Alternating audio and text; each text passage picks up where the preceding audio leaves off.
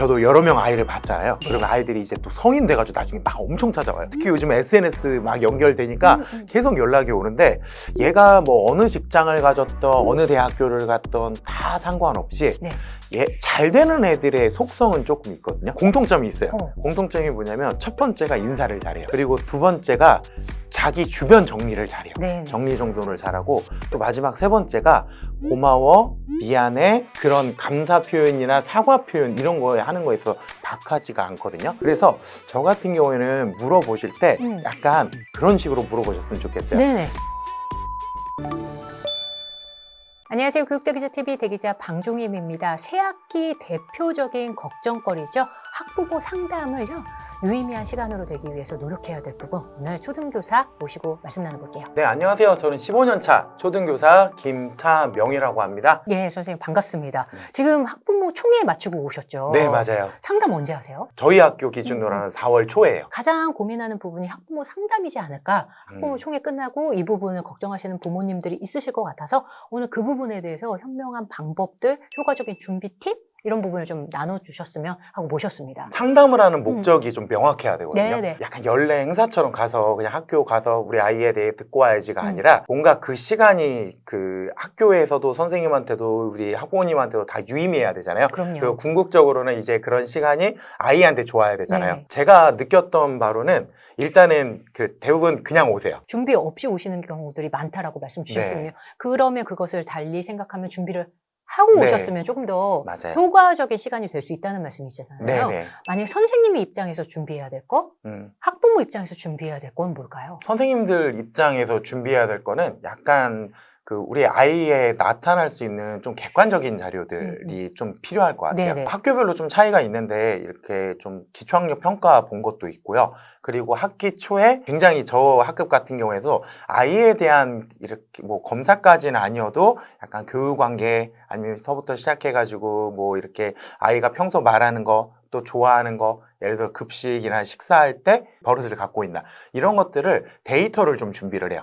학생들 한 명 한 명마다 시트 같은 걸 만들어서 네네. 하나씩 써요. 예, 그래서 그렇게 써가지고 요거를 보여드리면서 요거는 근데 대신 이제 학기 초기 때문에 제가 완벽하게 파악 못한 거일 수도 있다. 그리고 학기 초이기 때문에 이제 이건 얼마든지 바뀔 수 있다. 이렇게 얘기하고 시작을 하거든요. 그런 경우에 있어서 이런 점은 뭐가 좀 부족하고 이런 점은 좀 어떤 게 더 필요할 것 같고 이런 점은 좀 걱정되는 면도 있다. 이렇게 해서 가감 없이 가능하면 말씀드리는데 이게 가능한 이유가 정말 잘 됐으면 좋겠거든요. 아이가 정말 진심으로 아이가 좀 잘 되고 싶다고 할 경우에는 네. 아이가 조금 부족한 점이나 우려되는 점 그런 것도 말할 수 있거든요. 근데 오히려 그 부분에서 부모님들이 잘못 이제 확대 재생산해서 우리 아이가 학교 생활 너무 못하는 거 아니야? 라고 맞아요. 오해하실 수도 있잖아요. 네, 그럴 걱정하실 수도 수도 있고. 정말 극소수를 제외하고는 네. 아이에게는 긍정적인 면이랑 부정적인 면이 그러니까 좀 부족한 면이랑 잘하는 거 긍정적인 면이 다 같이 있어요. 네네. 다 같이 있어가지고 그런 것들을 좀 골고루 말하는 게 약간 선생님의 역량과 스킬이라고 네. 생각하거든요. 네. 그런 것들을 이야기를 했을 때 네. 어떻게 잘 이야기할 수 있을까. 모든 대화는 마찬가지잖아요. 이렇게 대화할 때 막 부정적으로 하고 막 다그치듯이 아이를 왜 이렇게 키웠냐 막 이런 건 아니니까 네네. 그런 것들이 이제 좀 준비하는 것들이 필요할 것 같아요. 아이를 조금 더 잘 이해하는 방향으로 학부모 상담을 준비하는 부모님이 네. 그거 말고 또 준비해야 될 부분이 있을까요? 조금 명확하게 말씀해 주셨으면 좋겠어요. 잘 부탁드립니다 말고 네네. 우리 아이가 네. 작년에 이런 일이 있었다. 그리고 혹은 정말 부끄러운 일일 수도 있지만 우리 아이가 이런 거를 못한다. 혹은 뭐 이런 쪽에 큰 트라우마가 있다. 네. 막 이런 것들은 좀 말씀해 주시면 좋을 것 같아요. 네. 그런 것들을 들었을 때 정말 그거를 안 챙기는 교사는 저는 없다고 봐요. 저 같은 경우에도 그랬어요. 그렇게 만나기 전에는 이제 딱 봤을 때 너무 행동이 과잉 행동을 하는 거예요.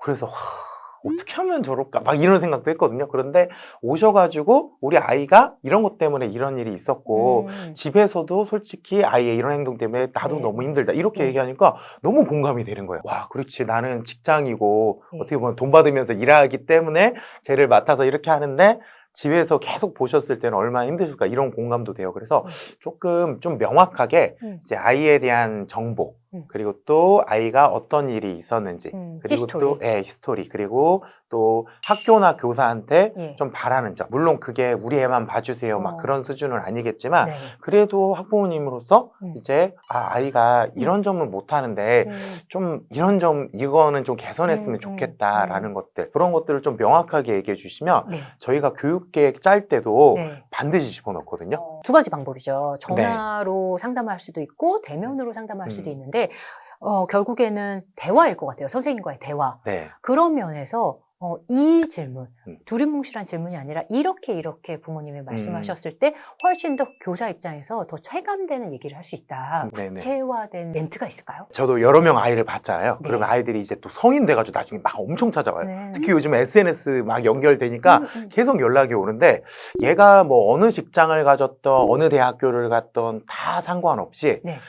잘 되는 애들의 속성은 조금 있거든요. 공통점이 있어요. 어. 공통점이 뭐냐면 첫 번째가 인사를 잘해요. 그리고 두 번째가 자기 주변 정리를 잘해요. 네. 정리정돈을 잘하고 또 마지막 세 번째가 고마워, 미안해, 그런 감사 표현이나 사과 표현 이런 거에 하는 거에 있어서 박하지가 않거든요. 그래서 저 같은 경우에는 물어보실 때 약간 그런 식으로 물어보셨으면 좋겠어요. 네네.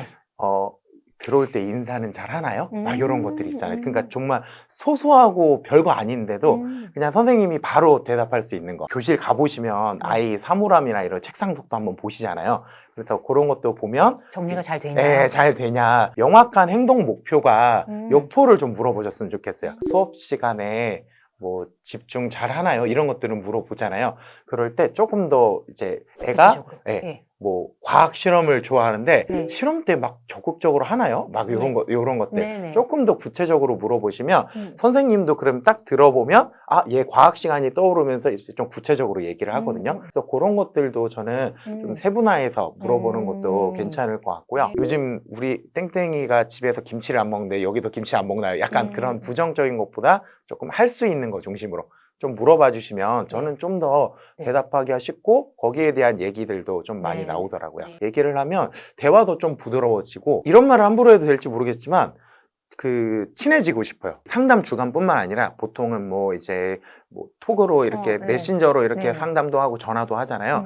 그때 선생님도 이 학부모님과 조금 마음이 열리면 부담이 훨씬 줄어요. 상담 같은 것들을 할 때 조금 더 저도 적극적으로 말하게 되고 그 다음번에 이제 여기 학부모님은 나를 그래도 믿어주고 그래도 나에 대해서 좀 긍정적으로 생각하시는구나 라고 느껴지면 이제 학생들한테도 좀 더 노력하게 되고 얘가 더 필요한 거를 더 찾게 돼요. 그래서 기본적으로 서로에 대한 약간 솔직히 어색하잖아요. 조금 더 친해질 노력을 하는 게 더 좋지 않을까. 서로 이게 어느 정도까지 소통을 나눠야 되는지 이 부분이 참 규정하기가 어려운 것 같아요. 어려워요. 만약에 선생님, 부모님이 좀 더 서로를 인정하면서도 좀 더 친해지려면 어떻게 행동이나 대화나 어떤 방식이 좋을까요? 이웃이면 많이 만나다 보면 이런 것들이 쌓이니까 그럴 수도 있잖아요. 그럴 수 있는데 학부모님이랑 선생님이랑 만나는 시간은 많아야 1년에 뭐 한 시간도 안 될 거예요. 그러니까 그런 것들이 되게 적은데, 그래서 처음에 말씀드렸던 이제 그때 상담 주간 때 만났던, 하다못해 처음에 봤을 때 선생님이 말하는 거에 이렇게 경청, 그리고 이제 잘 말할 때도 있어서 조금 밝은 표정, 약간 그런 것들이 이제 애티튜드, 그런 것들이 그러니까 결국은 저는 그 태도에서 나온다고 보거든요. 제가 교사로서도 느끼는 학생의 태도도 마찬가지예요. 제가 얘를 진짜 좋아하면 그 어린 애들도 선생님이 나에 대해서 이렇게 좋아하는 거를 알아요. 그래서 그런 것들처럼 기본적인 이제 마음의 준비라든가 뭐 예를 들어서 학교에 대한 조금 불신보다는 약간 신뢰를 좀 기반으로 접근하는 게 아무래도 결과적으로 봤을 때, 그러니까 우리 결과는 똑같잖아요. 결국 학교도 교사도 우리 학부모님들도 결국에 목적은 아이의 행복이잖아요. 그렇죠? 그 아이의 행복 때문에 있는 존재들인데 결과적으로 이렇게 협력하는 마음을 먼저 가지고 있으면 더 되지 않을까. 물론 선생님들도 마찬가지고요. 요즘에는 문자나 톡으로 연락하는 경우도 있다고 말씀 주셨는데 그랬을 때 경계를 지키는 방향은 학부모가 뭘 생각하면 좋을까요? 그런 경우 있잖아요. 선생님 전화 주세요. 예를 들어 메신저로 선생님 전화 주세요. 그러면 5만 가지 생각이 다 드는 거예요. 수업 중에 큰일 있나? 내가 뭐 잘못했나? 그러니까 그런 것들. 근데 막상 전화해 보면 제일 가슴이 뚝 떨어지는 순간이실 것 같아요. 근데 또 별거 아닌 경우가 많아요. 그러니까 뭐 여쭤보려고 전화드렸어요 선생님 이러는 거예요. 그러니까 직장 상사라고 비유하기는 좀 그렇지만 네네네. 직장 어쨌든. 상사나 민원인이나 약간 고객이 누구누구 대리님 전화 주세요 이러면 가슴이 철렁거리잖아요. 맞아요. 그러니까 그런 것들처럼 약간 예. 우리가 직장을 다닌다는 예. 생각으로 이렇게 소통을 하면 그래도 이게 조금 쉽지 않을까?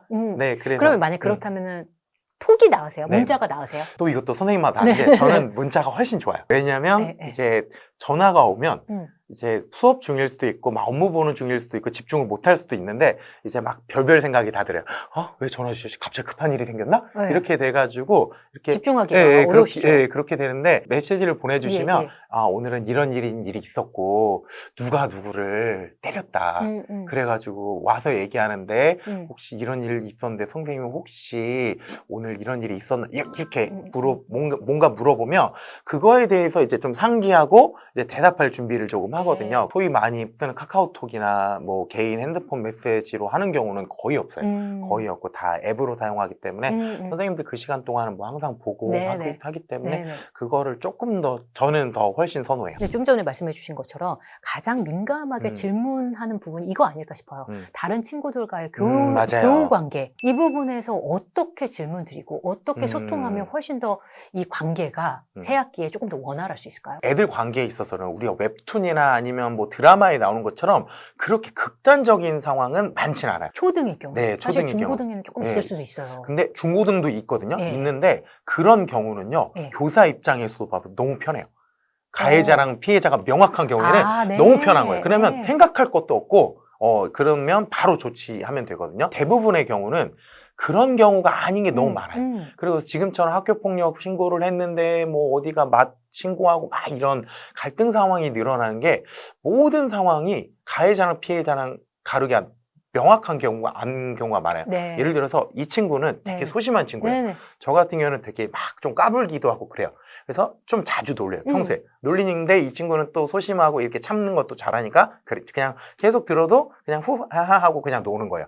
노는데 어느 순간 기분이 안 좋은 날이 있는 거예요. 근데 내가 또 놀렸어. 근데 얘가 그때는 못 참고 이렇게 탁 밀친 거예요. 밀치니까 애가 넘어지니까 이제 그래서 집에서 얘기하니까 학부모님이 화나가지고 때렸다. 학폭 신고하겠다. 이렇게 하니까 여기 학부모님도 어떻게 되냐면 그동안 얘가 밀친 거는 사실이지만 그동안 우리가 쌓인 게 있다. 네. 그렇게 해가지고 해서 이제 소위 말하는 애들끼리는 나중에 보면 또 화해해서 놀고 있는데 진흙탕처럼 이제 싸우는 경우가 있어요. 그러니까 그런 경우가 제가 교육청에서 있었고 장학사 할 때도 봤던 사례 중에서 90% 이상은 다 그런 경우예요. 저는 그런 걸 믿어달라고 하고 싶어요. 교사를 믿는 것도 아니고요.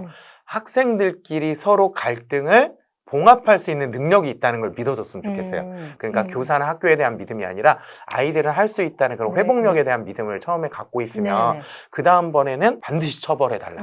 막 왜 처벌 안 하냐, 왜 학교에서 이렇게 그거를 뭐 학폭 신고를 감추려고 하냐 이렇게 안 가거든요. 첫 번째로는 아이들의 믿음이 되게 중요할 것 같고요. 두 번째로 봤을 때는 정말 저 같은 경우에도 작년에 이제 서로 때리거나 아니면 놀렸거나 해가지고 상담 요청을 받은 게 대충 세봐도 한 30건 되는 것 같아요. 1년에? 대충 세봐도. 초등 몇 학년 다니셨어요? 1학년 했을 때. 1학년인데 30건이에요? 1학년인데도 30건이요.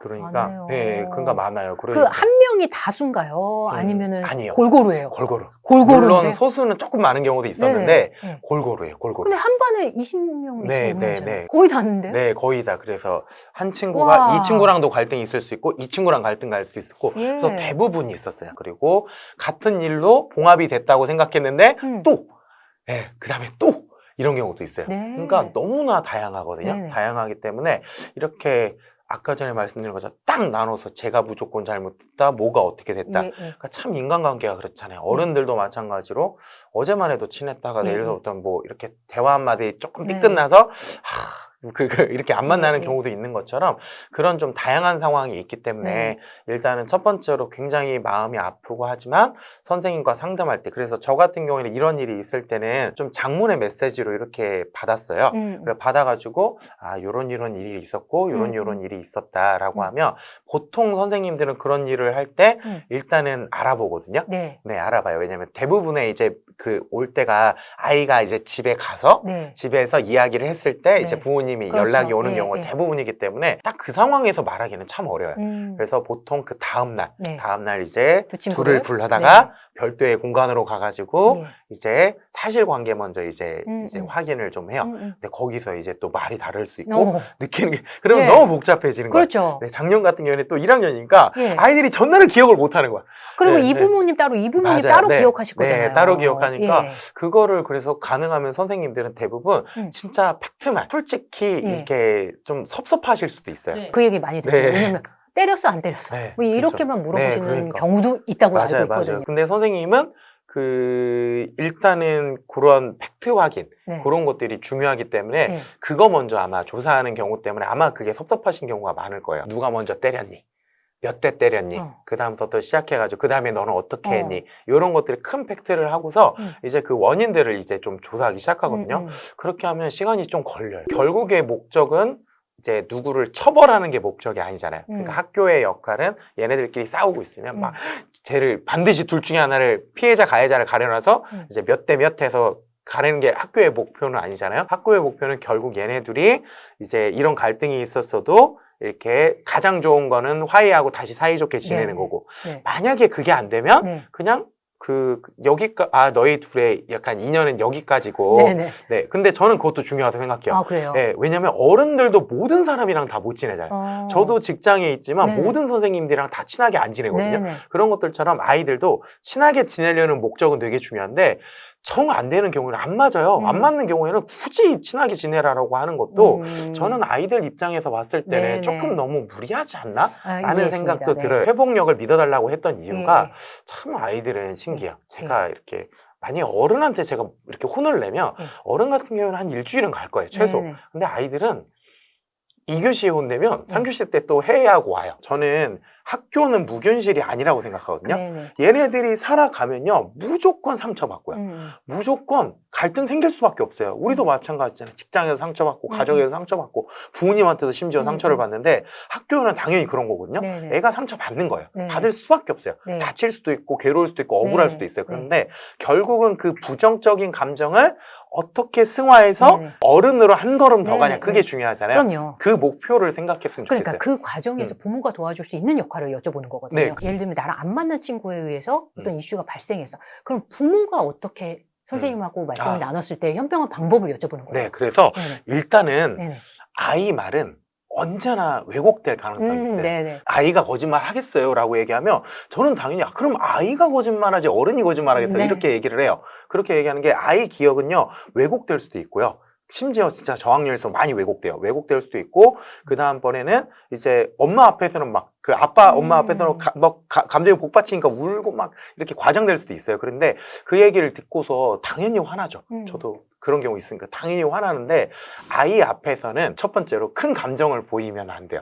예를 들어 뭐 하면서 야 내가 당장 내가 어떻게 해줄게 막 이렇게 하는 거는 가끔씩 그런 부모도 있거든요. 그리고 야 너 왜 맞고 왔어? 맞을 바엔 때리고 와. 이렇게 하는 거는 정말 독이에요.